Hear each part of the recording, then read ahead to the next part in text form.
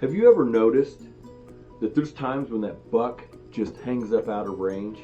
Or maybe even when the wind's right and in your favor, that mature doe that's approaching your set goes on high alert because they know that somehow they just know that something isn't right. Now your stand could be in the perfect location and you've totally concealed yourself, but still they just know. They may be tempted, but for some unknown reason to me, they either just hang up or turn tail and go the other direction. Yet there are some times that deer are oblivious to their surroundings. They've become so comfortable and accustomed to what's going on around them, and that they basically shut off their radar to detect danger. And they'll come to your call. They'll come to that scent wick that you have hanging in the tree, or the mock scrape that you put out a few days before, walk right into your shooting lane only to catch an arrow in the ribs. But generally, deer are very wary, and they've learned to overcome their temptations and their distractions in order to detect danger. And there are things that we can learn from this behavior. Now, just like the deer, we're all looking for something. It may be love.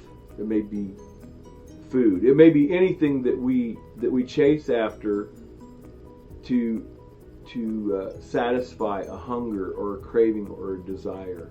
But whatever it is, in most cases, the things that we chase after in this world will be the cause of our demise. Now we live in a time and a culture where people want to make their own rules. They want to live lives however they want to live them. And they search for people around them to tell them, to validate the choices that they make, even when they're contrary to God's plan and design. We live in this age of relative truth. That is where everybody has their own version of the truth. What's true for you is true for you. What's true for me is true for me. And they don't necessarily have to line up with one another, or we don't have to agree. And while we're entitled to our own opinions, the fact remains there's still only one truth. Absolute truth is a real thing. It's either true or it's a lie. Simple logic, it should point out to you very quickly that this is flawed thinking. There can be only one absolute truth.